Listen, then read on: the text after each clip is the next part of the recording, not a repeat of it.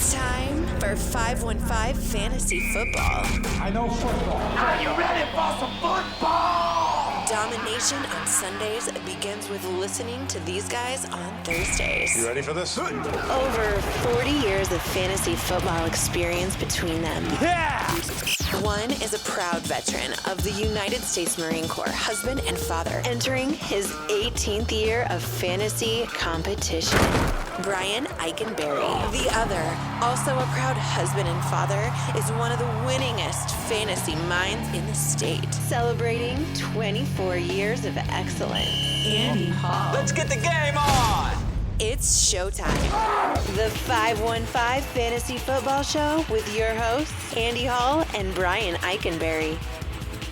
Salutations, and welcome to a playoff edition of the 515 Fantasy Football Show. The vast majority of you entering the first round of playoffs on the way to that fantasy championship, and we're here to get you there. Andy Hall joined, as always, by Mr. Brian Eikenberry, who I know is playoff bound in at least a couple of leagues this year. Yeah, I had a really good year for me. I'm number one seed in my commish league. I have a possibility to be the number one seed in my freshman year of another league that I have just completely made my nanny, so to speak. Yeah, I mean, your bitch, basically. Yeah. You've made the whole league your bitch. I didn't know if we could say that. You on can the say air. bitch on the air. Perfect. Well, that's what I did. It had a hook, line, and sinker, just running the train on this thing. And I love it. I'm in a really good position. I have stud teams everywhere I look, and I did that through a lot of bench strength. Yeah, not to mention, you played the matchups, you started the correct players, took your own advice in a lot of cases. Yeah, I did. I took myself I just really thought it through this year. I really want to, we got a reputation to uphold, and I felt that, you know what, if I'm going to give the advice, I need to stick with the advice, and it worked out. Attaboy, Brian. I'm in the process of turning around the worst franchise in your commish league. Finished just below 500 this year, if I'm not mistaken. So, yeah, you increased. I mean, it was, pretty decent for, what I had to work with. You had two major injuries. Oh, major. I had Keenan Allen, who I traded for on draft day. He went down. Yep. And the other one was, wait a minute, who was my other big injury? Oh, crap. Now I'm forgetting. But, yeah, that was Keenan Allen one really hit me hard because I was like, oh, there goes my wide receiver. And I remember I loaded up on running backs. I did the opposite of the opposite. Because it was then like 2 weeks later, then your other person got hurt, and it was like two of your top five picks. It's just unbelievable. Toast. Wasn't it? Danny Woodhead got hurt. Yeah, Woodhead was one of another them. big one for you. Unbelievable. No matter how you found us, whether it be iTunes, Stitcher, or online at espndesmoines.com, we really appreciate your time. Valuable as it is, it'll never go without saying how much that means to us. And a big reason why Brian and myself have made it our mission to never ignore you. Several platforms on which you can get a hold of us. Facebook, feel free to like us there. Twitter, at 515fantasy. I am at Andy Hall Radio. He is at IkeFFB. That's IKEFFB. Brian and I can also be found on the SleeperBot app, contributing analysis, answering your start-sit questions Sunday mornings, and much more. You reach out, we respond 100% of the time.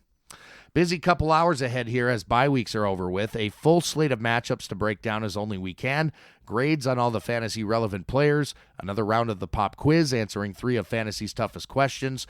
Bargain bin picks from both Brian and myself. And, of course, the flea flicker, in which we'll talk about, whatever comes to mind. And that's how we'll wrap this show up.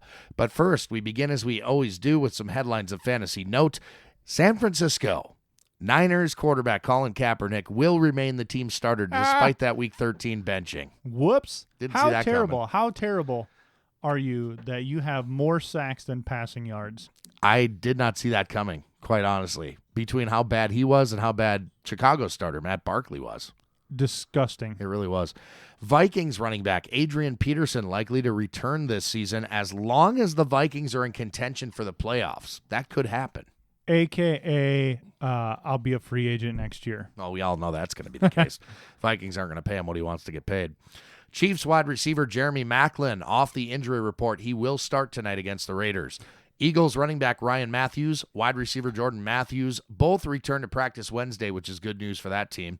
Redskins head coach Jay Gruden says he wants running back Rob Kelly to, quote, be more involved going forward. Fat Rob ain't getting enough love in Washington. Are you really going to start him running into playoff week? I mean, he's put up some stinkers. It depends on the matchup for me. Yeah, I don't know. This is all about trust and confidence heading into these last couple of weeks. I would agree with that. That's why when we go through these matchups, they're a lot more tight and concise this time now. We got into the playoffs. I'm cutting all the fat out. I'm benching a lot of players. I'm the same way. I might have given middling grades to some of these guys during the regular season, but here in the playoffs, I'm not messing with it. Yep, I completely agree. I did the same. Any question mark at all, forget about it. So you'll hear that as we go along in the show here. More Washington headlines. Wide receiver Jamison Crowder suffered a hip pointer in last week's game against the Cardinals, but it does sound like he'll be able to go this weekend, which is great news. Tight end Jordan Reed participated in some individual drills at practice Wednesday. He is questionable for Sunday. I don't expect to see him. Do you? No, not at all. No. Cowboys owner Jerry Jones said the team do not plan to rest their starters if they clinch the number 1 seed. Oh, thank you, Jesus. I think that's stupid. I got Zeke, and there's one league that actually goes to week 17, and Zeke's been my moneymaker. So thank you, Jesus. Yeah, you better hope that pans out exactly the way. You ask Jerry if he'll put that in writing for you. I'm hoping so. Jets plan to use quarterback Bryce Petty for the rest of the season. Oh, man. As a Brandon Marshall owner, I'm crying inside. Broncos have placed running back Capri Bibbs to injured reserve. He's got an ankle injury there. Claimed free agent Justin Forsett. He'll split carries with starter Devontae Booker this weekend. You might be asking yourself, how does Justin Forsett step right in after getting signed and start playing? Well, remember, he worked quite extensively with Mr. Gary Kubiak. You betcha. I will cover that in my matchup. I like that. Bucs head coach Dirk Cutter says the Bucs will activate running back Charles Sims from the IR return list. Bucs OC Todd Monken says running back Jacquizz Rodgers will see an expanded role this week. Wide receiver Cecil Shorts dislocated his knee. He tore his ACL, MCL, and PCL. Future amputee Cecil Shorts III. Oh, it's that, and that was awful. I don't even understand. Why don't you just say tore everything? That's pretty much it. Yeah, everything. The Bills have placed wide receiver Percy Harvin on the non-football injury list. Apparently, he's still dealing with these headaches. Oh, boy. Sammy Watkins did not practice Wednesday. So, Sammy. Oh, boy. Another one of those. Do the Bills have anybody left? They have LaShawn McCoy. That's it. That's all they need. That's literally, and Tyrod Taylor. That's it. Bears wide receiver Marquise Wilson did not practice Wednesday. He's got a groin injury. Falcons wide receiver Julio Jones dealing with a case of turf toe. That's dangerous. He's expected to be okay. He did not practice Wednesday. They're letting him rest as much as humanly possible, and he will be on the field this week. But how effective he'll be that's a big question mark. Saints tight end Josh Hill suffered a broken fibula on Sunday. He's out for the rest of the season, just as he was getting started, too. Yep. Yeah. ESPN reporting all signs point to RG3 getting the start for the start at quarterback for the Browns this week. RG3 is back, Brian. What do you think? Well, you only have 3 weeks to cover your bet that he's going to be a QB too, so maybe he'll be lights out and get 6 touchdowns a game for you. He's got a little catching up to do it in that respect. Lions running back Theo Riddick did not practice Wednesday. Does this guy ever practice, Brian? No, he does not. I literally think he has not practiced one day all season. No, he goes through the Friday walkthroughs, and that's pretty much it. He's got injuries, and they nag him, and they know what he can do. Giants defensive end Jason Pierre-Paul is out 6 weeks following surgery from a core muscle injury, and that's big news for any running game that's facing the Giants here on out. I am super excited as a Lions fan in 2 weeks to having to play New York. Yeah, because you might actually get to move the ball other than just Matthew Stafford tossing it all over the place. Oh, we don't need to run, man. You don't need to run. Well, you don't need to. It's nice if you can establish a running game. Short passes count as runs. All right, pal. One last item I want to mention real quick, and I don't know if you saw the tweets coming from Earl Thomas of the Seahawks. It almost appeared as if he's speaking as if his career's over at this point. Yeah, he's done. What do you think? You know what? I think it's someone who's being honest. He might be jumping the gun a little bit, but you know what? If he's always kind of been on the fence in the last year or two, done. Don't have anything left to play for. Yeah, and the end of the Legion of Boom. Well, if you think about it as a whole, they're getting kind of old too. Yeah, Cam Chancellor's up there. Richard Sherman's Yep. been in the league for how many years now? I mean, they got the new guy, Deshaun Shedd, who's been fantastic. But, yeah, man, Earl Thomas. A Seahawks defense without Earl Thomas. That's, Gonna be crazy. yeah, well, it'd be like the Raiders without Ronnie Lott, right? Oh man. Of course, that did happen. He ended up with the Niners, didn't he? Yeah, I think so. Actually, He did. All right, we're going to start by breaking down all the matchups here for you shortly, beginning with that Thursday night tilt. Also still to come, of course, the pop quiz, answering 3 of fantasy's toughest questions. Brian and I will give you our bargain bin picks for the playoffs. Woo! A lot of pressure behind those. It was. I second guessed myself many times on my bargain. I bin. do that anyway. And then we'll wrap up the show with the flea flicker. All that's still to come. This is the 515 Fantasy Football Show. You're hearing it on 1350 AM ESPN Radio. This is the 515 Fantasy Football Show, heard each and every Thursday on ESPN Radio in Des Moines, Iowa. You can also get the show on iTunes, on Stitcher, and online at espndesmoines.com. I'm Andy Hall. That's Brian Eikenberry. Over 40 years of fantasy experience between the two of us. Nobody breaks down the matchups like we do. And we begin with Thursday Night Football. Brian has the honors. Raiders Chiefs. Super excited for this matchup. Quarterback Derek Carr is going to get a B. While the Chiefs defense does give up a ton of yards, the challenging part is the touchdowns. Bend don't break mentality. I do see Carr throwing some more interceptions. In the first matchup with Kansas City, he only had 1 touchdown and 1 interception, so it can easily happen again. So buyer beware on starting Derek Carr this week. Running back Latavius Murray, B+. Told you last week he's going to do it again. Chiefs give up over 120 on the ground. Murray has 3 touchdowns in his last 2 games, so it's going to be a good start here. Amari Cooper, he's going to get a B. Still no massive breakout game since week 8, and he does, however, have 2 touchdowns in the last 3. I believe that stops this week, but he does still average over 14 yards per catch. Wide receiver Michael Crabtree, he's going to get a B as well. Last meeting with the Chiefs, Crabapples had 2 catches and for 10 yards. His worst game of the season came against the Chiefs, and there's no reason to think that they don't do the same thing again this week. So gun to your head, if you had to choose Cooper or Crabtree this week, which one would you pick? I will do something I haven't done all year and pick Cooper over Crabtree. I am with week. you 110% on that. Yep. So he only has, also on the side, he has 1 touchdown in his last 5 games for Crabtree. Yep. Seth Roberts typically got that C, but hey, it's playoff time. It's being stingy, so we're going to go ahead and leave him on the bench. For what it's worth, he has 2 2-point conversions in 2 weeks, but we're living on a prayer if you have to start Seth Roberts in the playoffs. On the Chiefs side of the ball, quarterback Alex Smith's going to get a B. Best game manager in football, 13 total touchdowns, 4 interceptions. Could get a little spike here with Macklin being back, but again, it's going to be a tough matchup as the game flow is going to make him move the ball like he doesn't like to do. Spencer Ware, he's going to get an A, likely the only A here in this matchup. Raiders have the 29th worst run defense. Ware doesn't share much of the backfield anymore. He has 1,200 yards from scrimmage and 5 touchdowns. Macklin's going to get a B. Hopefully he's back now, 12.5 yards per catch. No 50-yard bombs, but should get plenty of catches, especially if you're a PPR. Tyreek Hill's going to get a B-. Going to take a step back with Macklin in the offense. However, he does have more touchdowns than any other Chiefs wide receiver. Chris Conley, C+. Kelsey, 800 yards, 3 touchdowns for Kelsey on the year here. Macklin back in. I don't see him repeating his 30-yard performance that they had last time they played the Raiders. Boy, Spencer Ware is one of my favorite running back plays of the week this week. Oakland's defense is terrible, Yep. and I don't know if you've looked back at Oakland's past couple of games.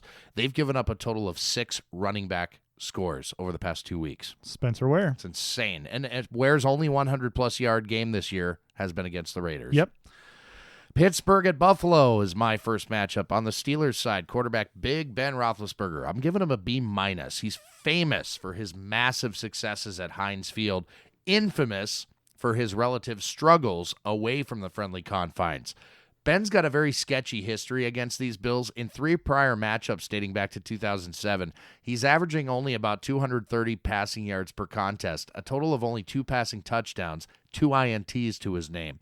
In 2016, Buffalo ranks 8th in yards allowed via the air. They've given up 15 passing scores and have 8 INTs.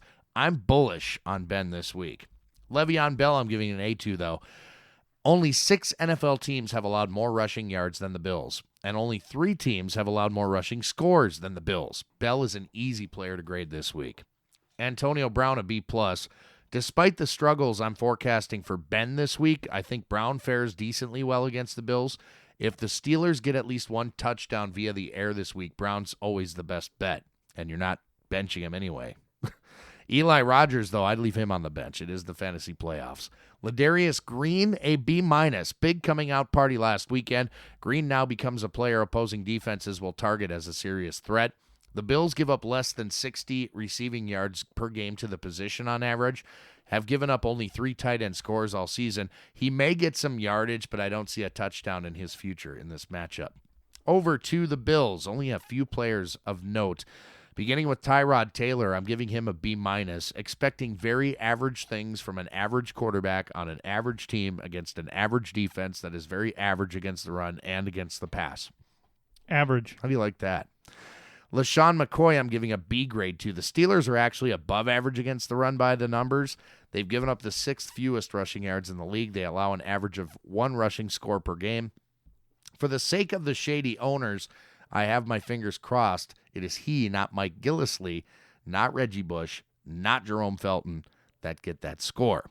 Wide receiver Justin Hunter, a C+. Who else is there? I mean, Nobody. Somebody will catch passes besides McCoy. Hunter is as solid a dart throw as I can conjure up here.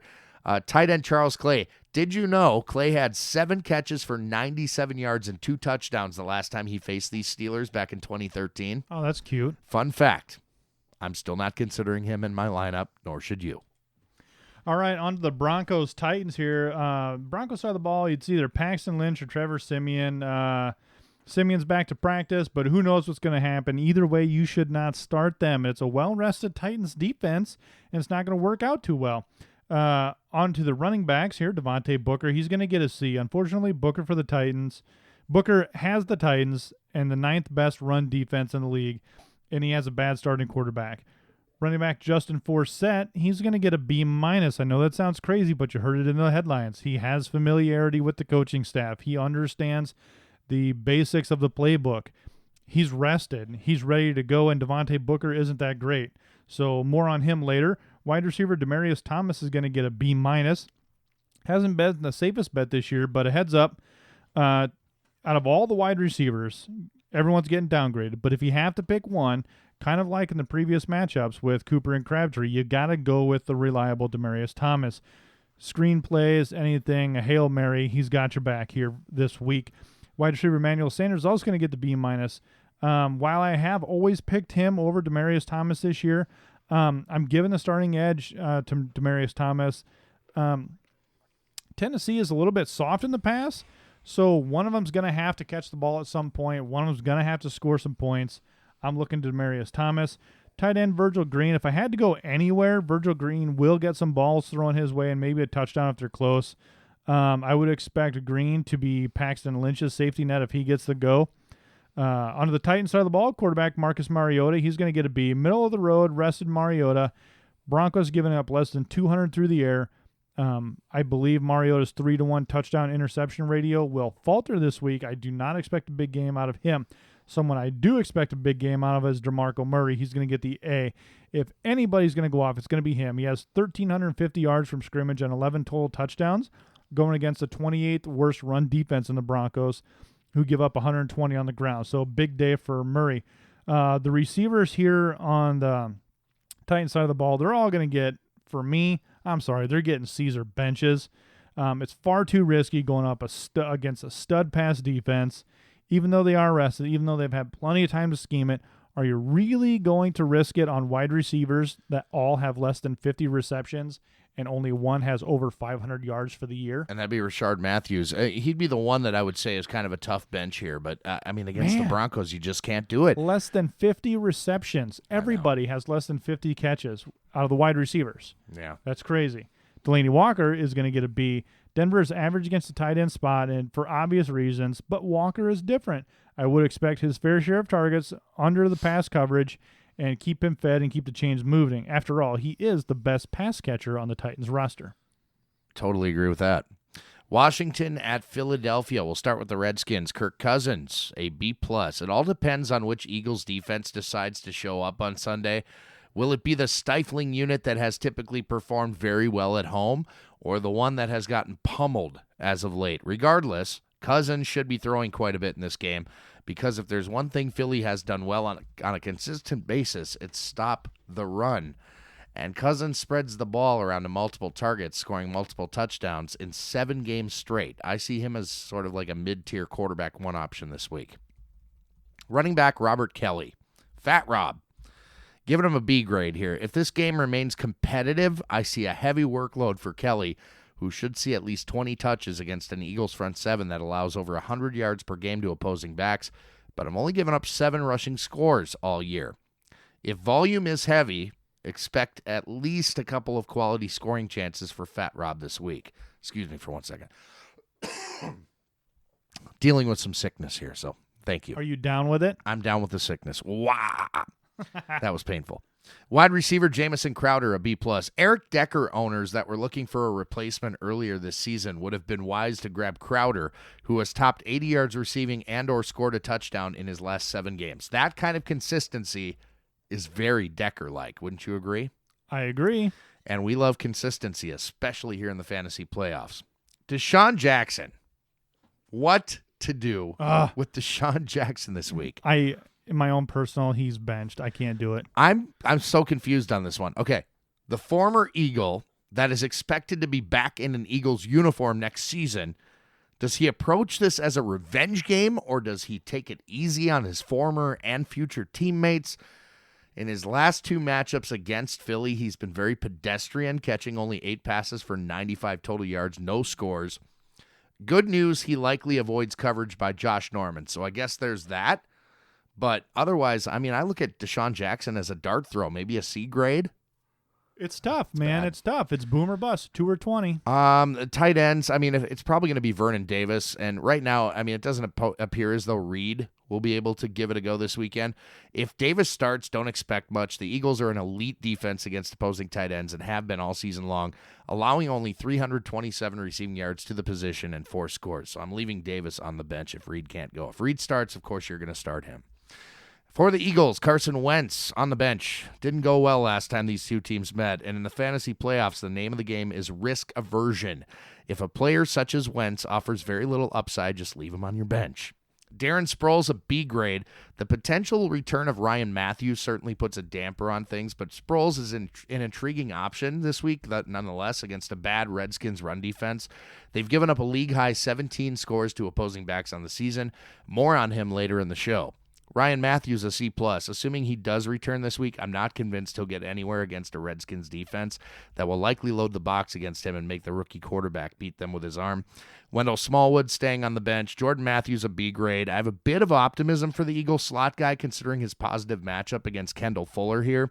Kendall Fuller, a rookie that's been torched for big yardage on multiple occasions this season. Matthews has topped 75 yards receiving and or scored on the Skins in his last 2 head-to-head meetings. Dorial Green-Beckham's on the bench, and Zach Ertz is a B+. He's taken on the league's 8th friendliest defense to opposing tight ends. Plenty involved here, I'm sure, and should produce nicely for your playoff squad. He's averaging 9 targets over the past 5 games, hauling in at least 50 yards and or a score in 4 of those 5. So Ertz is a go. Back with some more matchups coming next on the 515 Fantasy Football Show on 1350 AM ESPN Radio. You are listening to the 515 Fantasy Football Show. You can hear our show Thursdays on ESPN Radio in Des Moines, Iowa, 1350 AM on the dial. You can also get our show on iTunes, on Stitcher, and online at espndesmoines.com. I'm Andy Hall. That's Brian Eichenberry. Back into the Week 14 matchups for your fantasy playoffs. All right, we're going to do the Diamondbacks at the Marlins. Oh, Nice. wait. Nice. Like that. Cards, Dolphins.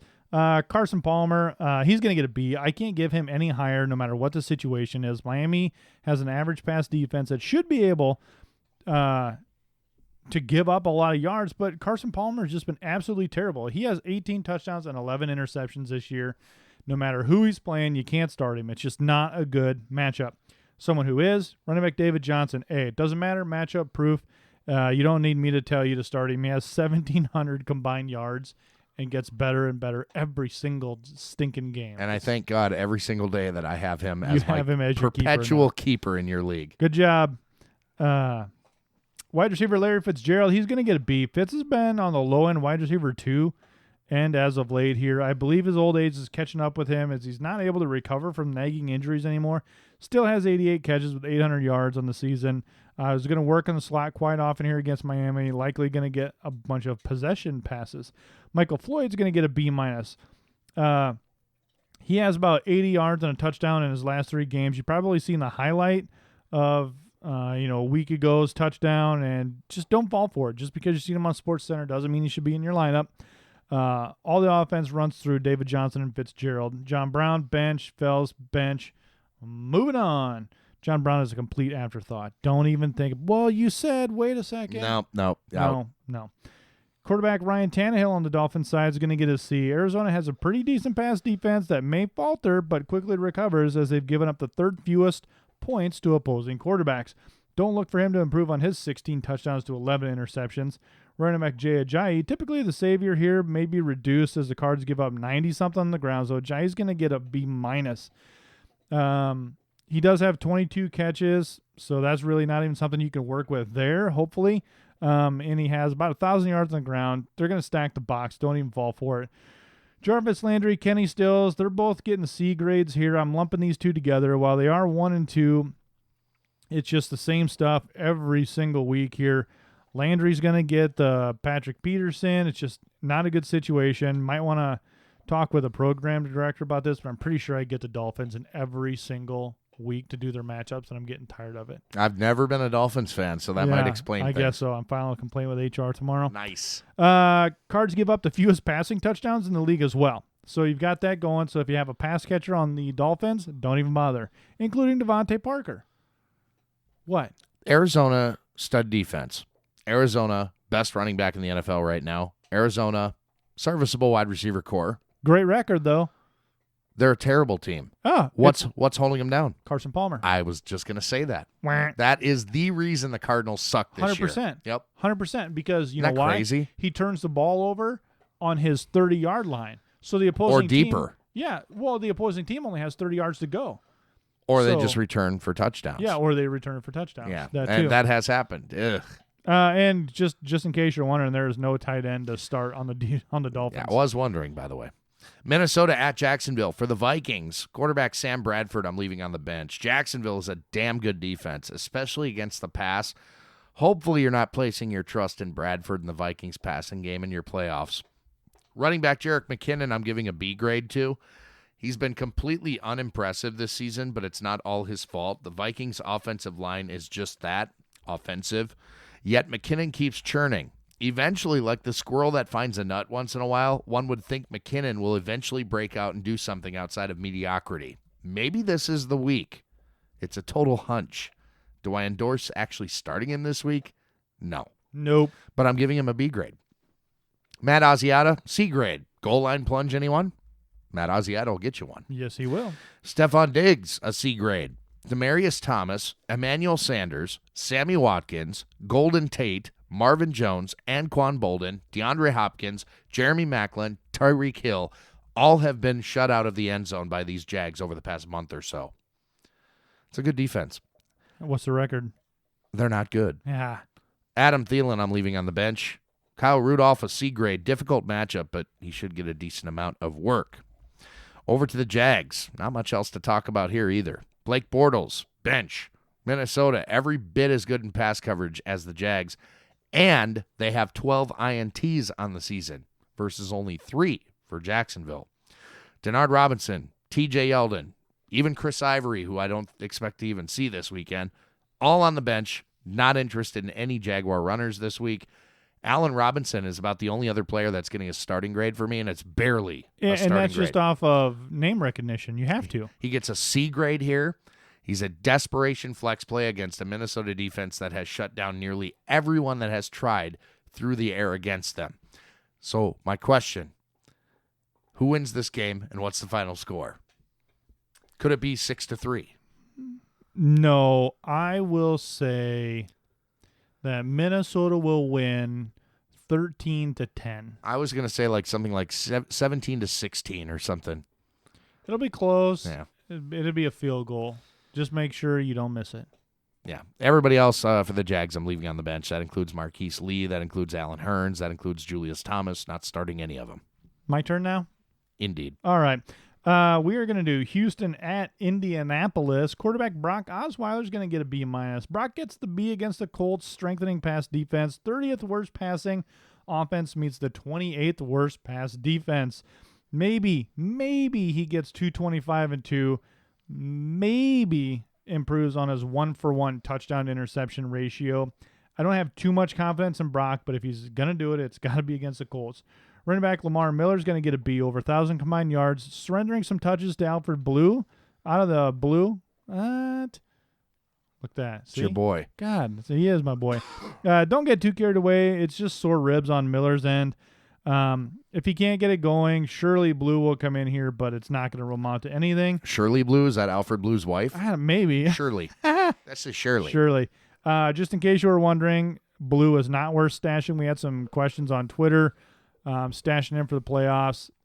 No, it's not working out. There's better deals elsewhere, like Jaquiz Rogers we talked about. We did. We mentioned him. Wide receiver DeAndre Hopkins, B-.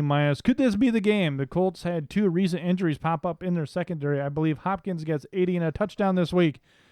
I say that in confidence because I don't own him. It's scary, but seriously, if it's not this week, then it's never. Terrible 11-yard per catch ratio out of him. Will Fuller, C+. Many thought of the big potential that he could have from early, but as long as Brock is quarterback, defense wins them games, not the offense. As bad as Hopkins has been, Fuller is worse. He averages only 3 catches per game. Tight end C.J. Fedorowicz is going to get a B. 45 receptions and really the only passing option worth starting in your fantasy football lineup. Just 200 yards behind DeAndre Hopkins, if you can believe it. If you have him, he isn't quite the breakout guy yet. Maybe next year. If you have to start him, go for it. On the Colts side of the ball, quarterback Andrew Luck's going to get a B+. Texans have the 5th best pass defense in the league and should be able to put up a good fight as Luck can move the ball around, but he has lots of options to get it done. 23 touchdowns, 8 interceptions means he still makes good choices. Running back Frank Gore is going to get a B. Probably one of the biggest fantasy surprises of the year. Gore should have a good game against the Texans as they give up over 100 on the ground, and they will need some game balance. The thing that worries me now is Turbin has vultured 4 touchdowns, and 2 have been pretty recent. Wide receiver T.Y. Hilton's going to get an A. Always a treat here, but I think he's going to be suppressed a little bit. It will have to be some great passing. I'm still confident he has a respectable game against good pass defenses this year, so no reason to doubt him this week either. The only thing here is he has 1 touchdown in his last 5 games.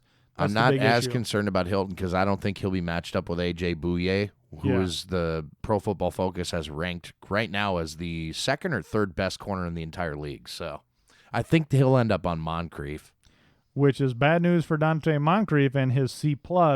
Good grief, Moncrief is having troubles getting open. He'll make a fancy snag here or there to make the highlight reel, but in his last 5 games, he does have 5 touchdowns. One game, there hasn't been many yards to go with those touchdowns. That's the bad part. Yeah, that's true. It's like 15 yards on a touchdown, 35 yards on a touchdown. And if he is matched up on Bouye this weekend, don't expect anything from him. Bouye is a shutdown guy. Right. Dorsett is a bench as well. Completely vanished. Only had 1 target last week and has only had more than 5 one time this year. Tight end Dwayne Allen, Jack Doyle, who 4 catches, 3 touchdowns is incredible if you had to plug and pray on him last year, but don't get caught up in that. Last game, you mean, last week? Yeah. What'd I say? I said last year.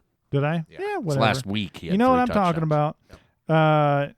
Those 3 touchdowns double his touchdown production for the entire year. It's amazing. So don't get all excited because, he's hot right now. That was just a fluke.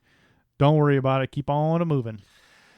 Just one more segment of matchups away from the ever-popular pop quiz segment, answering 3 of Fantasy's toughest questions. The playoff edition for Brian. Ooh, yeah. Coming up in a couple of segments. But first, what to do with Cam Newton? Will he continue to slump, or will he get out of that slump No, Cam in a does not. matchup with the Chargers this week? We'll break that one down. We'll also talk Chicago-Detroit. We'll talk Cincinnati-Cleveland. RG3, is he back? We'll find out next. 515 Fantasy Football Show on 1350 AM, ESPN Radio. This is the 515 Fantasy Football Show. You hear us each and every Thursday on 1350 AM, ESPN Radio in Des Moines, Iowa. You can also get the show on iTunes, on Stitcher, and online at espndesmoines.com. Andy Hull, Brian Eikenberry, another set of matchups here beginning with San Diego at Carolina. First, the Chargers. Quarterback Phillip Rivers, a B+.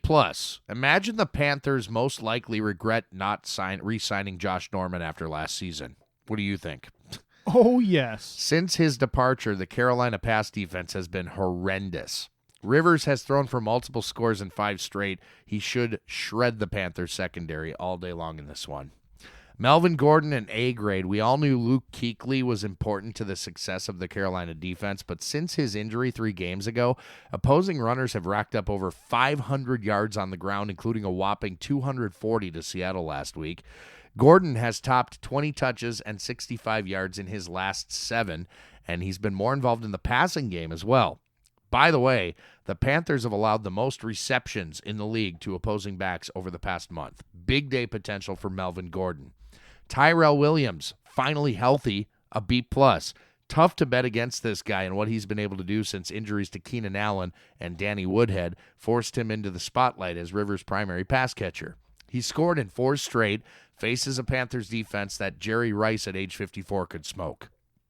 I mean, don't you think? He could literally absolutely step right in. Wide receiver Dontrell Inman, I'm giving a B grade to. I actually love his matchup this week, likely lining up against Leonard Johnson, who seems to actually enjoy allowing opposing pass catchers to score on him. So Inman, I like a lot here. Travis Benjamin, though, I'm leaving on the bench. He has been surpassed by Williams and Inman for looks. Antonio Gates, I'm giving a B grade to. Kind of a begrudging B for me. The most tight end friendly defense in the league are the Carolina Panthers. A total of 756 yards and 9 touchdowns have been scored on them by the position. I realize it's a tough pill at this point, as Gates has been virtually invisible the past couple of weeks, but you can't ignore the numbers here. At least I can't. Hunter Henry, I'm just going to leave on the bench because I think this could be a Gates comeback game. Over to the Panthers, Cam Newton a B-, with his number 1 wide receiver likely to be shadowed by stud corner Casey Hayward on Sunday, and an offensive line that features a bunch of second and third stringers. Newton may not survive this game. San Diego's pass rush is seriously good, and they'll have Cam running for his life all game long. Jonathan Stewart, a B grade. I love his consistent usage, especially inside the 5-yard line where Cam Newton used to make hay, but hasn't since his concussion earlier this season. Jay Stu won't blow you away with eye-popping stats at the end of the day, certainly not running behind that offensive line. But if the Panthers can get down deep in enemy territory, I actually like his chances of reaching the end zone. Kelvin Benjamin, a B-. As I mentioned in my Newton breakdown, it's likely Benjamin sees a lot of Casey Hayward on Sunday, which isn't good news for a guy that has cooled considerably since his hot start to the season. Ted Ginn, a C grade, always in the conversation as a dart throw. Ginn showed us again last week why we simply cannot ignore him. Boom or bust, but if you're desperate, I guess you could do worse. Devin Funchess, I'm leaving on the bench. Far too inconsistent, and I hate Newton's chances of getting ample time in the pocket to actually find him. Greg Olsen, a B+. The Chargers, middle of the road against opposing tight ends. Olsen, he's elite. You're starting him, and you're not second-guessing that decision. All right, on to the Bengals at the soon-to-be 0-16 Cleveland Browns. Quarterback, yeah, it's going to be awesome. I can't wait. Quarterback Andy Dalton's going to get a B. Red Rifle shouldn't have a bad day, but likely won't have a crazy day. He's probably going to cost $260, a game. That's what he's averaging about. The Browns give up their fair share as well. He only has 14 touchdowns on the year, which is a disaster from a fantasy football standpoint. It's like pick your poison against the Browns. They suck against the run. They suck against the pass. How do you want to beat them? You're going to beat him with Jeremy Hill. I'm going to give him an A. That's my A of the matchup here, and I didn't want to do it. But I look back, the last time he faced Cleveland, he had 160 and a touchdown. I expect him to do the same thing again, especially since he's not sharing the backfield this game. Even though in recent weeks he's only had 160 over his last 4, he's going to get it done against the Browns. Wide receiver A.J. Green looks like he's out for another week again. Tyler Boyd's going to get a B. 6 targets, 4 catches, but nothing crazy with his 60 yards. On par for his whole this year. Expect the same again. I don't see him blowing up the passing and receiving categories. Wide receiver Brandon LaFell is going to get a B-. Same scenario here. LaFell isn't a start for me as long as Eifert is on the field. Speaking of, Tyler Eifert's going to get a B. Not much yardage over the last 2 games, but he does have 2 touchdowns, 1 in each. He's been frustratingly hit or miss, so don't start unless you must, I say.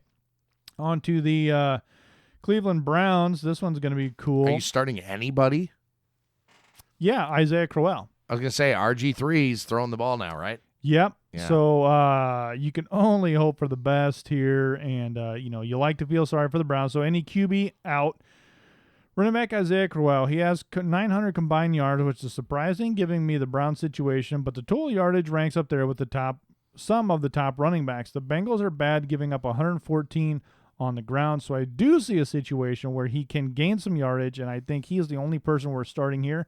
Duke Johnson, bench, all the wide receivers on the bench, but you could consider Gary Barnidge, I guess, if you were maybe a Gronk owner and you're kind of floundering, you don't know what to do, maybe you're thinking about Lance Kendricks or something, consider Barnidge just because the quarterback situation has to check the ball down. I think Barnidge could be that difference maker.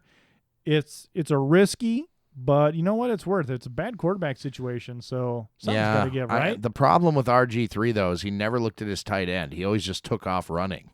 Remember, that was the whole issue with him. And that's why his knee got all floppy. The start of the season, why Gary Barnidge got off to a bad start was because RG3 was the quarterback. And like I said, he doesn't look for those tight ends. There's no safety valve there. But statistically speaking, RG3 is only going to play about 14 minutes of this game.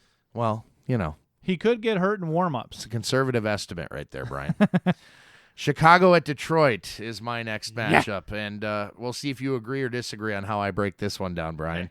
We'll start with the Bears. Quarterback Matt Barkley, a C grade. Detroit has allowed the 13th most passing yards on the season, yielding a total of 22 passing touchdowns with 10 INTs. Plus, they just lost corner Quandre Diggs for the season. Barkley and the Misfit Toys have a sporting chance of some fantasy success, much of it in garbage time. Hopefully you have a better option at quarterback in the fantasy playoffs. I'm guessing you do. Running back Jordan Howard. I'm going to give him a B grade. The Lions just held Saints runners to a total of 50 yards last week. That was an accident. A John Kuhn goal line plunge, the only score. The week before that, Thanksgiving, Vikings backs totaled 82 yards. A Matt Asiata goal line plunge, the only score. Before that, Jags backs held to 83 yards and no scores. Even before their bye, Detroit has been surprisingly solid at holding down an opponent's running game. By sheer volume, though, Howard getting a B grade out of me, and I think he has a decent chance of finding the end zone. Cameron Meredith, leaving him on the bench. Marquise Wilson, leaving him on the bench. I just see no reason whatsoever to start any Bears pass catchers at all. Lions secondary is on fire right now. Now, they lost Diggs, which is not good, but, as long as it's not Darius Slay, because if that happens, that's when the Detroit defense completely tanks. Yep. All right, over to the Lions side. We'll see what you think of this, Brian. Quarterback Matthew Stafford, a C+. Chicago is very solid on the defensive side of the ball. Surprisingly, they rank 6th in yards allowed through the air. They've given up only 17 passing touchdowns. Even Stafford was held to a mediocre 213 yards passing, 0 touchdowns, 2 INTs back in October. You proceed with caution. You'll watch. I will. I don't like you. I'm just saying. I didn't think you would like the way I broke this down. Theo Riddick, I'm leaving on the bench. Yeah, I safe. don't like him as a runner in this matchup, nor do I see much potential via the air. He did virtually nothing in the October matchup, and so he sits. Golden Tate, a C+. I have a feeling he can do better than the 1-catch, 1-yard performance the last time he saw these Bears in Chicago, but maybe not much better. If you have better options, I would go there. Anquan Bolden, a barely startable grade of C, has more than just the pulse I figured he would in this Lions offense, but the Bears present all kinds of challenges for the Detroit aerial assault on Sunday. Marvin Jones, I'm leaving him on the bench. He hasn't been a fantasy factor for several weeks. I don't expect a miracle this week. Eric Ebron, I am giving a starting grade. I'll give him a B. 460 total yards allowed to the tight end position and 5 scores on the season. Ebron is a viable option despite a less than fruitful track record against these Bears. I guess that's the only thing going against Ebron. He hasn't done much against Chicago. All right, so I'll chime in here. We have a minute, so go ahead. All right, I will give the Lions way better grades than that, except Theo Riddick. I would leave him out. I think Golden Tate, Stafford, I think they're going to have a good day. And here's why. Stafford does not play well outside. This one's inside, baby. Completely different game now. But Chicago's no different. Their defense is good no matter where they play. Doesn't matter. Well, Lions are riding high right now. Okay, pal. Restore the roar, baby. Well, you're going to win the division if you can just hold off Green Bay. So no problem. And the Vikings will do you a favor here in a couple of weeks by beating Green Bay. You watch. We get Green Bay week 17. I know so you I'm do. Pretty excited about for that. the division, probably. All right, pop quiz is next. Everybody's favorite segment, Brian's included on the 515 Fantasy Football Show. Stick around.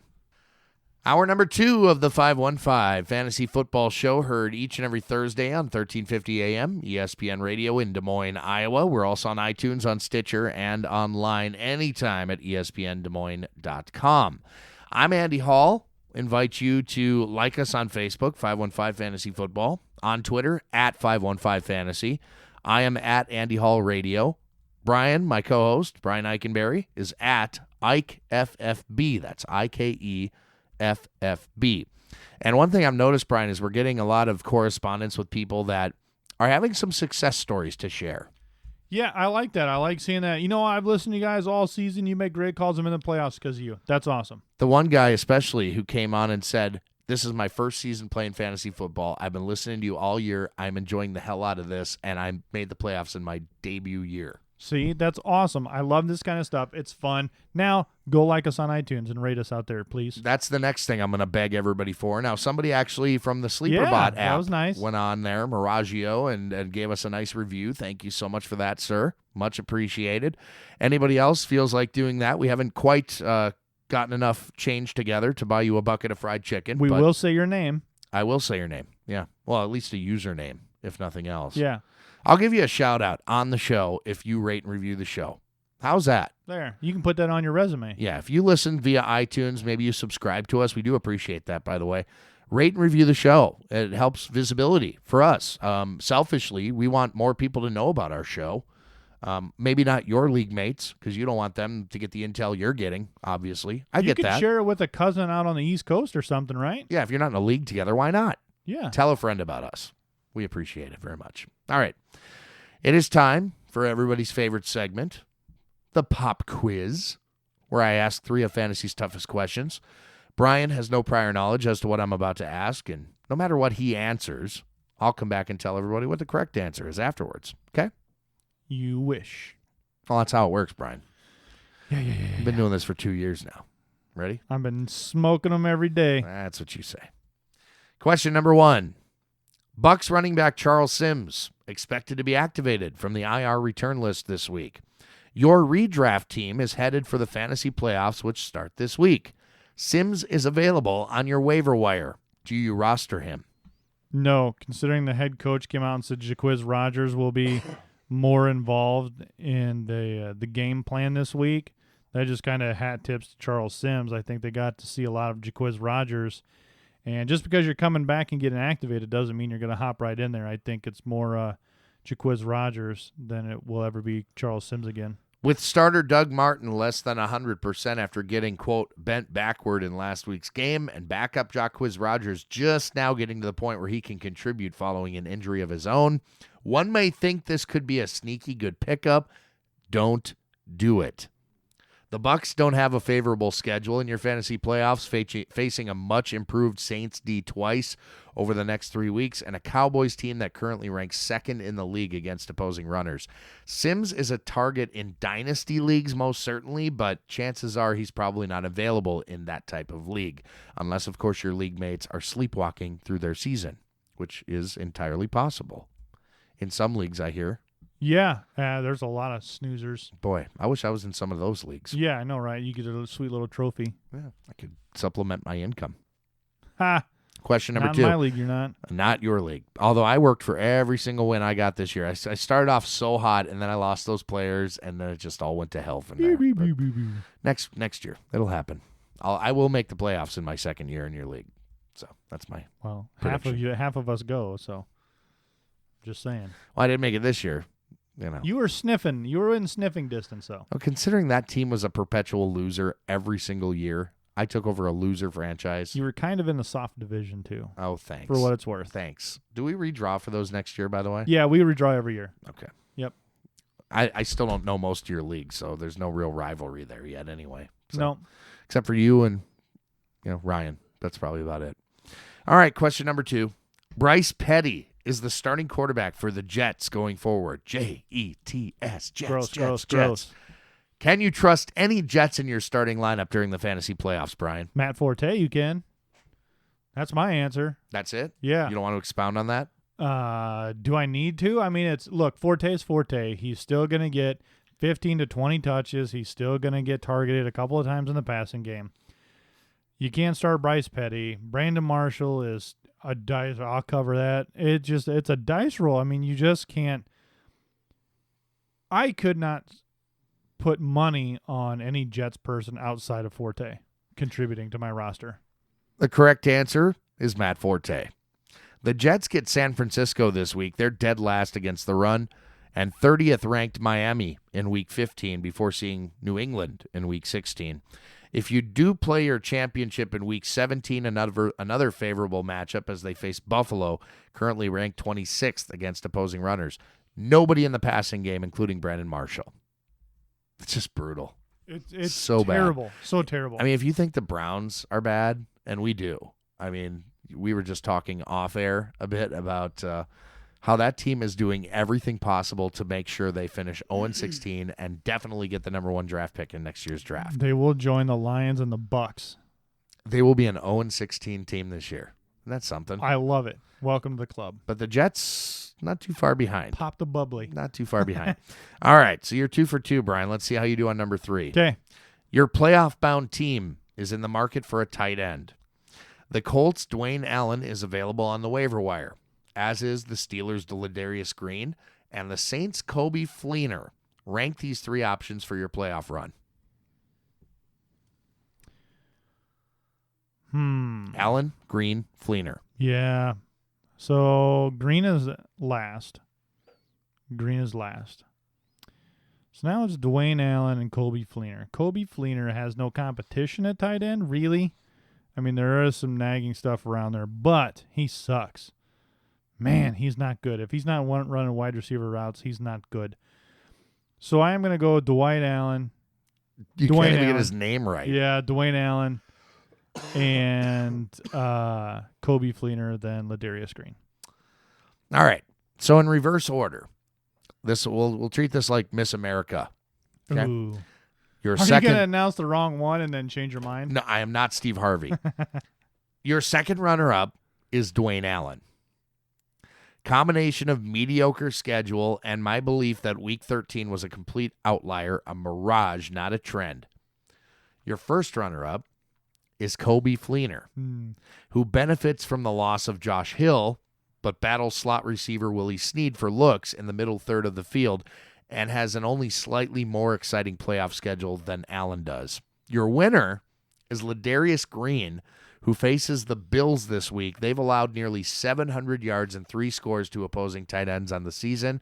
Then he'll see the Bengals in Week 15. They've allowed nearly 900 yards and 7 scores to the position. Week 16, tougher draw facing Baltimore. Very tough on every position. But I think he established himself as the guy finally in Week 13. Only took him 6 weeks to get there. But my answer here is Ladarius Green. No, I completely agree or disagree. I think that's all kind of kaplooey. He's never had more than 4 targets except for last week. So, no. I think they finally figured him out. And I think that the Steelers are going to use him a lot going forward. No. 3 for 3. I win. You went 2 for 3 by my official scorekeep. I'm pretty sure you were so against Ladarius Green like 5 weeks ago. This was going back 6-7 weeks ago when they were talking about Ladarius Green might be back on the field for Week 7, after that mess. Do you remember all that mess in the preseason? Oh, God, yeah. I mean, it was a train wreck. So my first bit of advice, I threw in some analysis on the SleeperBot app when that news broke in week 6 or 7. Again, sorry for all the coughing. I'm dealing with an illness here. But Did you practice today? practice. Yeah. I sat out practice today Okay. with an illness. Will you be there for the walkthrough on Friday? A non-football injury. So yes, I will be. All right. So yeah, one guy actually on the SleeperBot app took great offense to the fact that I said at the time Ladarius Green wasn't even worth a roster spot, in my opinion. And I argued with this guy back and forth. So now guess what? He came back today and spouted off at me. And I'm like, God. oh, you're that guy? 7 weeks later. I said to him, I go, all these teams that picked him up 6-7 weeks ago are probably they dropped him already. either that or they didn't make the playoffs and they're just sitting on their butts this week. Congratulations. Yeah. How does that work out? And he goes, well, I made the playoffs. I go, yeah, good for you. You didn't pick him up. You picked him up. 3 weeks went by. He didn't do anything, and then you dropped him. I mean, honestly, because it took him 6 weeks to finally get here and have a good showing like he did last week. I mean, I think I've been proven to be like the correct on Ladarius Green all along. But now, if you need a tight end, and it's between him, Dwayne Allen, who I don't believe in, and Kobe Fleener, who I've never been a big fan of him. Can I take like Lance Kendricks instead? I wouldn't. I would take Green. Nah. Green's got more upside physically. Blah. Plus Big Ben versus Jared Goff. Really? Come on, Brian. You're smarter than this. Silly. How much time we got? What are we 15 doing? seconds. Okay, So bye. we're going to come back with some more matchups. We got more breakdowns to get through. Don't forget, also still to come, bargain bin picks and the flea flicker. This is the 515 Fantasy Football Show on 1350 AM ESPN Radio. This is the 515 Fantasy Football Show, heard each and every Thursday on 1350 AM ESPN Radio in Des Moines, Iowa. You can also get the show on iTunes, on Stitcher, and online at espndesmoines.com. I'm Andy Hall. That's Brian Eikenberry. Here I am doing my movie guy impression. Ooh, you sound like you're on Transformers trailer. In a world where the Jets and 49ers take over. Quarterback Bryce Petty, B-. You'd be more like a character voice guy. Me, I'd be like in a world filled with danger. And pretty ladies. Bruce Willis, Die Hard, Christmas movie. Bruce Willis, Die Hard. See, now I'm going to go watch it. Here's your shot. Tom Cruise is Jack Reacher. I haven't watched that stuff yet. I hate Tom Cruise. Go Perfect. Bryce Petty, he's going to get a B-. Here's his shot. If you don't have a quarterback for some reason, this is your chance. Start Petty. I said it. Shut up. Start Petty. Are you serious right now? 100%. Start him in the fantasy playoffs. No, if you don't have anybody else. There are possibilities out there. Not necessarily. I can show you a league right now that we're in. I'll There's start. nobody out I there. would start Colin Kaepernick over him. Not a chance. Where is your proof that he can work for you in the fantasy playoffs, Brian? I'm sure. If I am waiting to hear this. Go. Well, no, that was it. That's awful. There'll be more on Bryce Petty later. In a world where Bryce Petty is a no-brainer start in your fantasy playoffs. It's going to happen. Eek. It's going to happen. I can't believe it. Running back Matt Forte, he's going to get his B. We talked about him earlier in the, the pop quiz. Yes, we did. He has 1,100 yards, 8 touchdowns combined across the board. Forte is Forte. Even though he's old, he's still going to get his work cut out for him. Yeah, the Niners are still allowing more than 5 yards per carry, so you got to like him. Yeah, why not? Brandon Marshall on the other side of the ball, he's going to get a B. 1 touchdown in his last 7 games, which is terrible.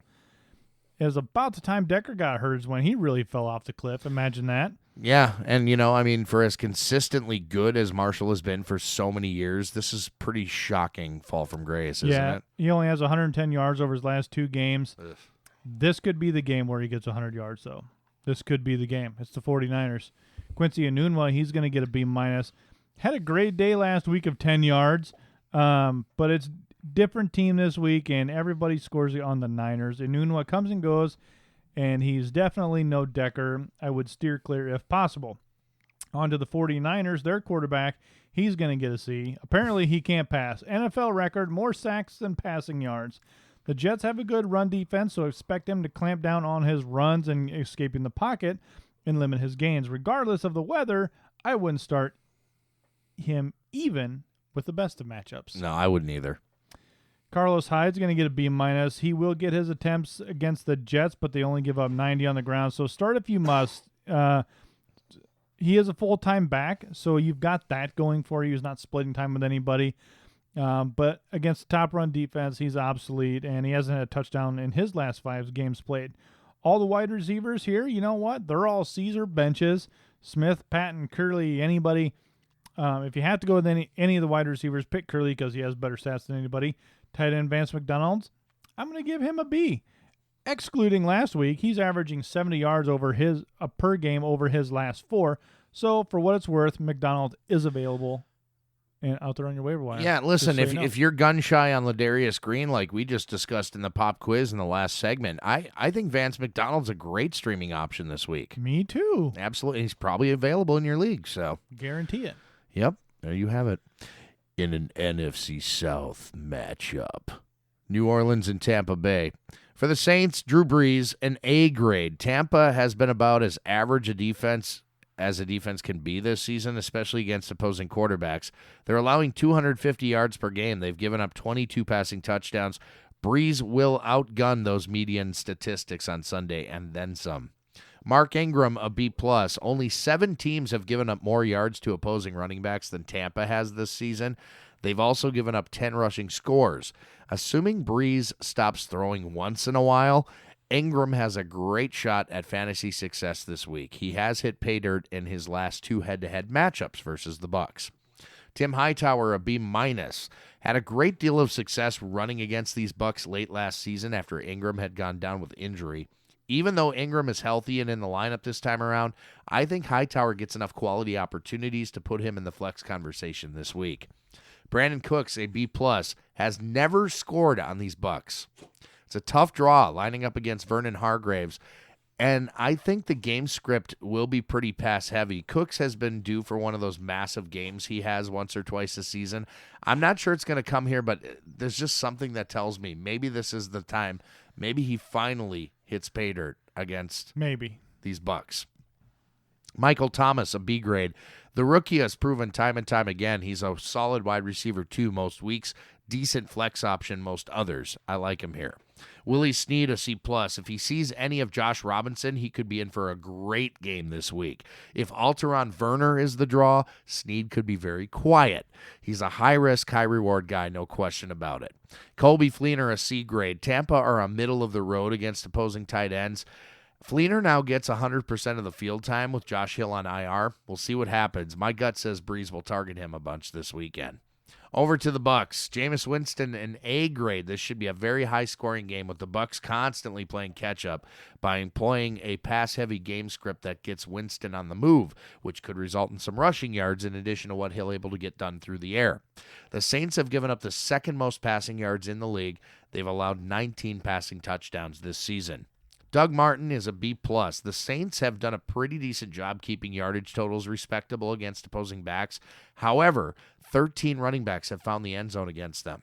Martin's skill set as a runner and a pass catcher will benefit him in a matchup this week. Jacquizz Rodgers, I'll give a C+ to. I don't think he'll get enough work to make him worthwhile unless he busts one for a long score.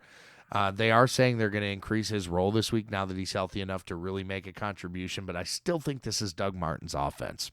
Mike Evans, I don't think he needs explanation. He's an easy A grade. Still an outside chance at 200 targets this season. I'm keeping a very close eye on this because that's historic. Adam Humphries, Russell Shepard, any number of other pass catchers there for the Bucs, not named Cameron Brate. I'm leaving them all on the bench. Cameron Brate, though, I'll give a B to. Nearly 700 yards and 4 scores have been allowed by New Orleans. Opposing tight ends like Brate, who are targeted a lot in the red zone, have a great chance to succeed against them. All right. For the record, I'm hoping Tampa Bay wins that matchup. Me too. Falcons, Rams here. Quarterback Matt Ryan's going to get a B+. He still leads the NFL's 3rd best passing attack, which is great news considering the Rams are struggling to stop the NFL's best. Running back Devonta Freeman is going to get a B. Freeman still going strong despite early season worries about full-time split. That has since seeded into about a 75-25 split between the two. Tevin Coleman's getting a C+. Not much worth of a start here. It's a risky play as long as Devonta Freeman is healthy. He only has about 600 combined yards, so just, God, man, if you have to, that's dangerous.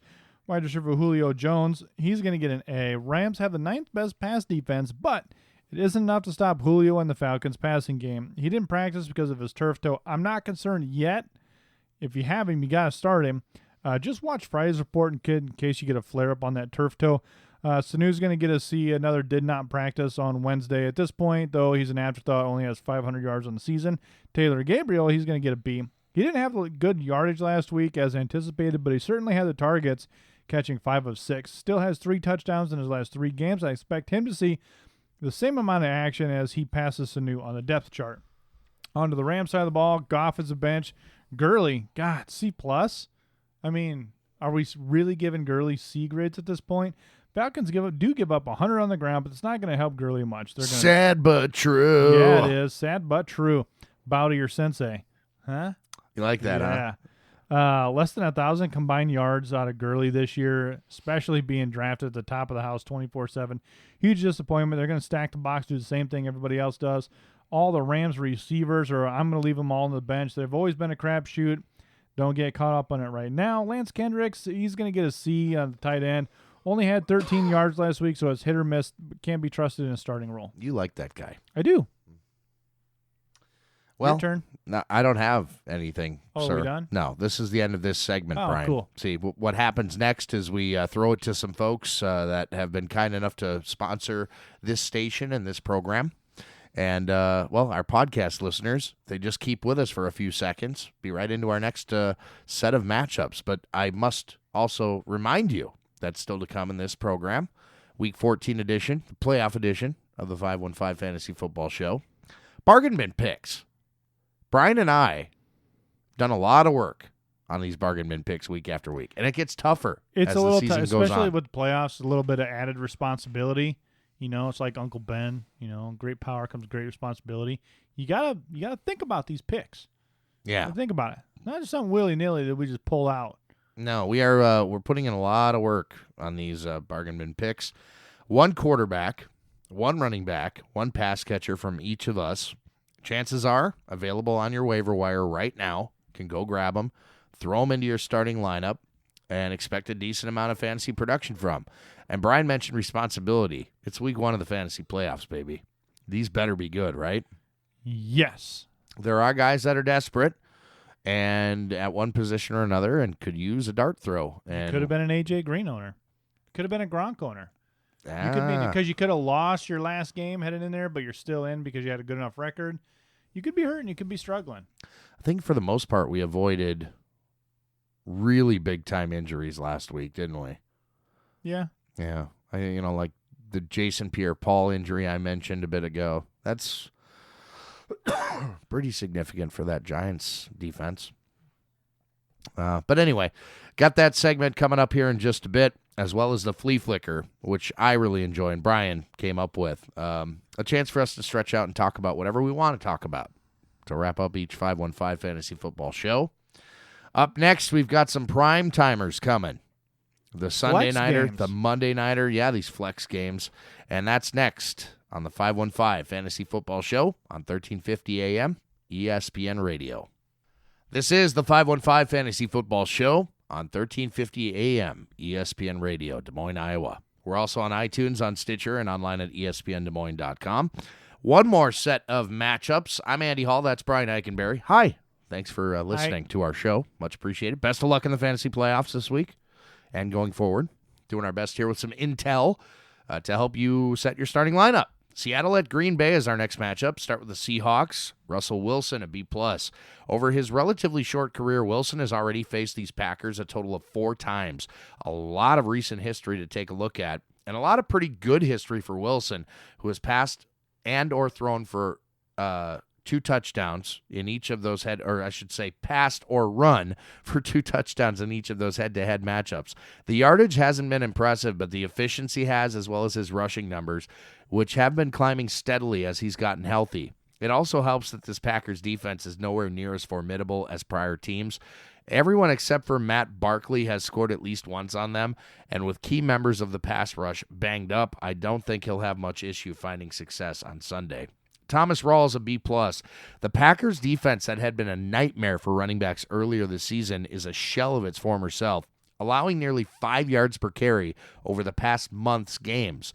They've also allowed the most running back scores in the league over that span, with 7. Rawls averaged over 7 yards per carry against the Panthers last week and looks every bit the dominating back that led the league in yards per carry last season. I like him a lot. Doug Baldwin I like even better this week. An A- for Doug Baldwin. Anybody else notice that Texans quarterback Brock Osweiler actually looked like a real NFL quarterback last week against this Packers secondary? Expect much of the same from Wilson and his crew. Baldwin draws coverage from Demarius Randall, who isn't good at football. Exploitable matchup for sure. Jermaine Kearse, a B-. He found the end zone last time these teams met in the playoffs back in January, so noteworthy. Tyler Lockett, though I'm leaving on the bench, I simply don't trust him. Jimmy Graham, an A grade. He has scored 5 touchdowns in his last 5 games. Green Bay has given up a whopping 851 receiving yards to the tight end position this season. They've allowed 5 touchdowns to them as well.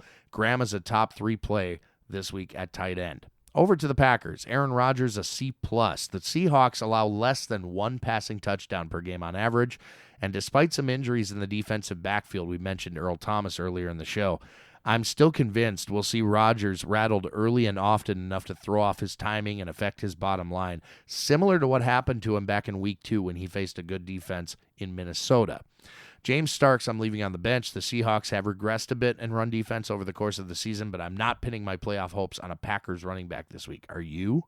I hope not. No. Christine Michael also on the bench, even though I do see a bit of revenge game here, but I don't know. I don't trust him.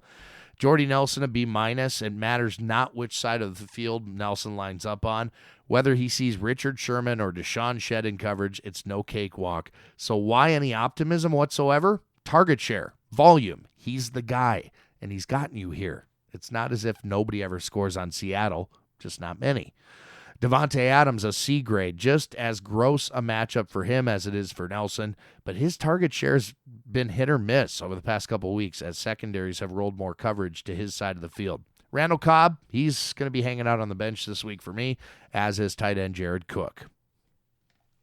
Hey, drink of water. Here we go. Nice timing on that. I am super excited for not being a fan of either of these teams. I am super excited to watch the Cowboys and the Giants football game. You're a fan because you own Ezekiel Elliott in places. But this is just going to be a really fun game, I think. I think this is going to be a really fun game. I make no bones about the fact that I love the Cowboys. When they're not playing the Vikings, I love the Cowboys. And Detroit has to play both of these teams still this season. Super excited. Quarterback Dak Prescott, he is going to get a B. Dak is in line for another good day statistically, but it will be tough in the cold and on the road at night in prime time. For that reason, I falter him a little bit because he is still a rookie, even though he's not playing like it. Ezekiel Elliott's going to get an A. He is matchup proof. JPP out now. He's the second best runner in the game. And even though the Giants only give up 95 on the ground, Zeke has over 1,300 yards rushing and 12 rushing touchdowns. It's amazing. Awesome. Dez Bryant's going to get a B+. Good thing for Dez is he should also have 80 and a touchdown this week just because the Giants aren't great in pass coverage. Last time they did meet, Dez had 1 catch for 8 yards. Surprising, but that was week 1. This is a different Dak Prescott. It is a different team, and they have swagger now. Yeah, no question. I mean, the Giants beat them back in week. The only loss of the season so far. So it's a different ball game right now, a completely different team. Terrence Williams is going to be on the bench for me. Cole Beasley is going to get a B-. Catches a lot of passes, may not have great yardage, but from a PPR perspective, you have to throw him in your lineup as your flex option. He averages 6 targets over his last 5 games, so he does get plenty of looks, plenty of action. Witten's going to go on the bench too. On the Giants side of the ball, quarterback Eli Manning is going to get an A. Dallas has a terrible pass defense, 29th worst. And Eli averages about 260 through the air, so this should be a treat at home in prime time. 22 touchdowns on Eli's stats sheet. Running back Rashad James is going to get a B. He's getting plenty of yardage in recent weeks, especially in the passing game. I'm not getting carried away here. I wouldn't start him in my playoff roster, but think about it, if you only have split backs on other teams, this may be a game where you want to pick him up, start him if he's still out there. His season as a whole hasn't been great, but last couple of weeks he's been doing good. Odell Beckham Jr. is going to get a B+, 73 yards on the season opener against the boys with a Z. I expect more out of Beckham. It's going to be a good game for pass catchers on both sides. Double-digit targets in OBJ's last 2 games, so I expect it to make it a trio. Oh, so he is OBJ now. Yeah, well, I get tired of you yelling about it. So The ODB thing, I've never understood it. O'_Del, O-D, Beckham. There is no apostrophe in Odell. I'm making one. That's the thing, that you can't put an apostrophe where there is no apostrophe. But it's sounded out. O-Del. It's syllables. Man. No. Again, ODB to me is old dirty bastard of the Wu-Tang Clan. Always will be. That's it. Thanks for saying OBJ. You're welcome. That's the way it should be. So Sterling Shepard, he's going to get a B-, 4 touchdowns last 5 games, lacks in yards. So if you do have to start him, it will be a potential of a touchdown. Victor Cruz, bench. Will Ty the TD guy? No, probably not. He only has 1 touchdown the entire season. And I called it. And you called it. I did. But nothing since then. That's correct. Take it away, Andy. Baltimore at New England. Barn burner coming here. Start with the Ravens. Joe Flacco, a C grade. If this was the Flacco of 2015, he'd have the ability to throw for 292 yards and 4 touchdowns with 2 INTs. That's what he did against these Patriots in New England just 11 months ago. He's also coming off of his best statistical game of the season. So why the pessimism? Against similar defenses, Flacco has been pedestrian at best. Against the Jags, 214 passing yards, no touchdowns, 2 INTs. Against Washington, 210 passing yards, 1 touchdown. Against Pittsburgh, 241 passing yards, 1 touchdown, 1 INT. It's a pattern against even halfway decent defenses, a pattern of mediocrity. You don't need that, especially in the fantasy playoffs. Terrence West, a C+. The Patriots ranked 10th in yards allowed to opposing backs, 4.0 yards per carry, just over 94 total yards per game to the position. They've given up only 6 rushing scores all year long, and they've forced 10 fumbles as well. You can start West in a flex if you're desperate, but I wouldn't feel great about it. Kenneth Dixon, I'm leaving on the bench. This is clearly still West's backfield. Steve Smith, a C grade, has scored in 2 of his last 3 meetings with the Pats, but didn't finish with big yardage totals, and he didn't match up opposite Malcolm Butler, one of the league's best cover corners either. I don't see a path to fantasy success for him this week. Mike Wallace, I'll give a B grade to, has scored in his last 3 head-to-head matchups with New England dating back to 2013. In those games, he totaled 290 receiving yards. Kenny Britt, Quincy Enunwa, Doug Baldwin, they've all scored on the Pats in the past few weeks, and all of them run from the same spot in the formation. Dennis Pitta, a C grade, coming off arguably his best game as a pro.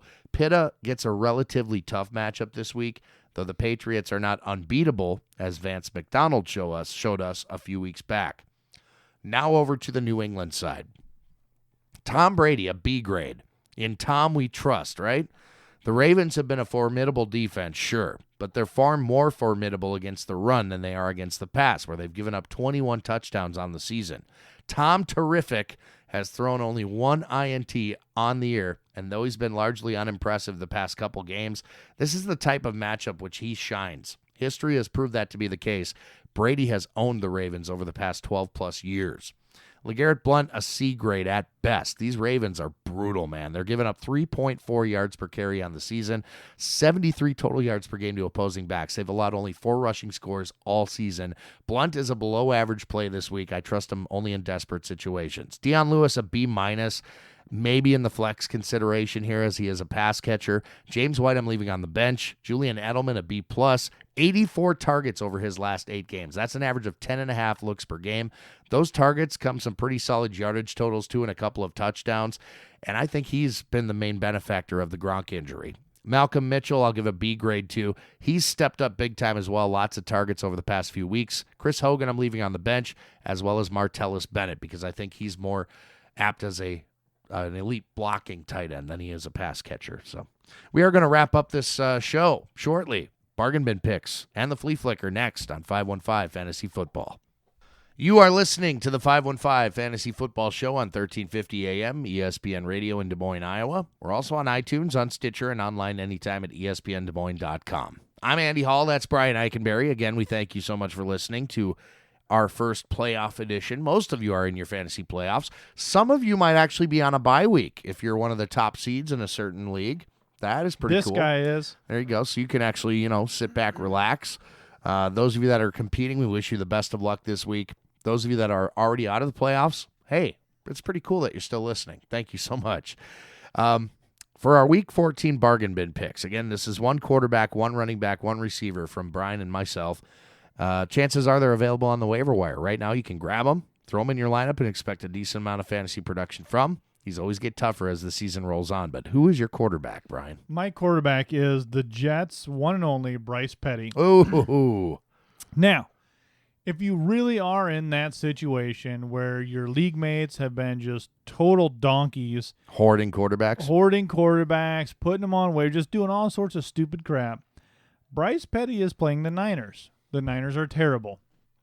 By sheer acts of God, he's going to get a touchdown or two just because the Niners are indeed terrible. That's there you have it. That is the end of the science on that one. My quarterback is Jared Goff. I actually like his chances this week against a Falcons defense that ranks dead last in yards allowed to opposing passers. Not to mention they've given up 26 touchdowns through the air this season. That's tied with San Fran for worst in the league. He's faced the 31st ranked Saints a couple weeks ago, threw for 214 yards and 3 scores in that game. He could do that and then some as the Rams try to keep up with Atlanta at home this weekend. Who's your running back? My running back is the one and only Justin Forsett. Interesting. Yeah, well, hey, you know what? He's got familiarity with the coaching staff, which means he understands the playbook.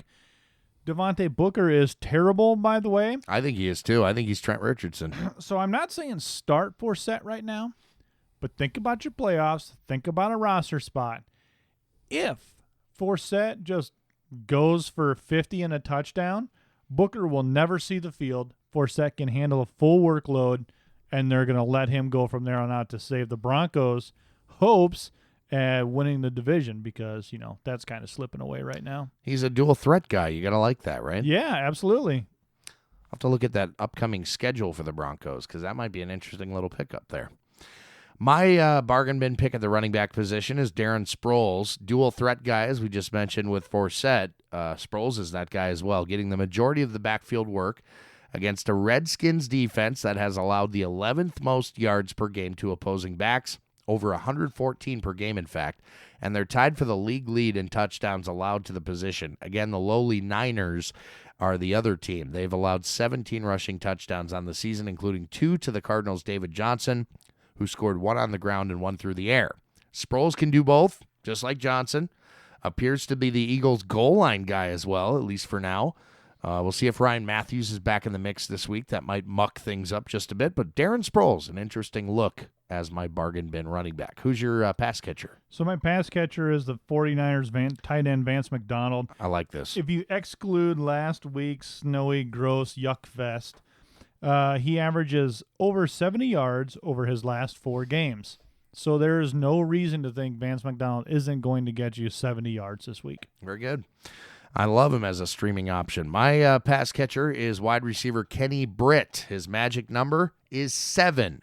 Twice this season, he's reached 7 receptions. In those games, he went for over 100 yards receiving and scored twice.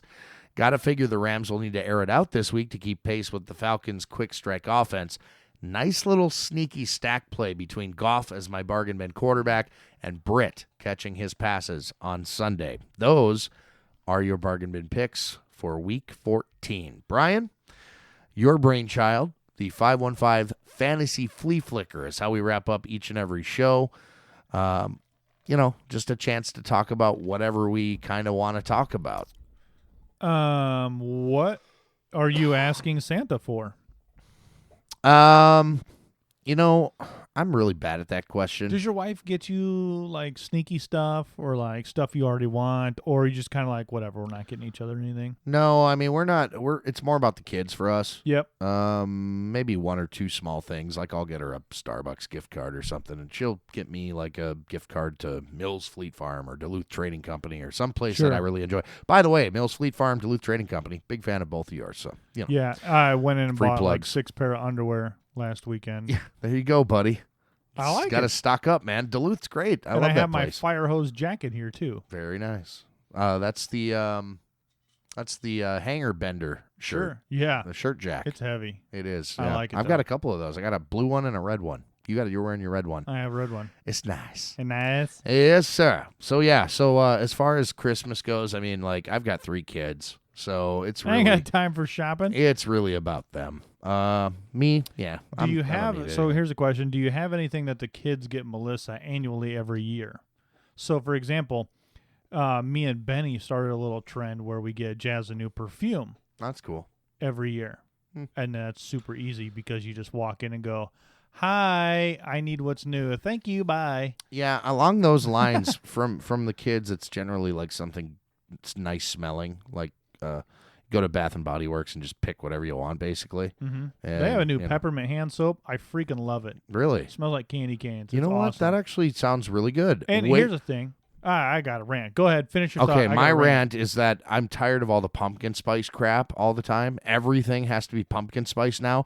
I went and tried some eggnog. This nice old lady at Walmart not long Gross. ago. I hate eggnog. I love eggnog, but it has to be regular eggnog. She had this like pumpkin spice eggnog, and she was like, "You don't want to try the pumpkin spice?" And I looked, she thought I was nuts. And I'm like, "No, I like my plain eggnog. I like a plain pumpkin pie in a pie, and that's it.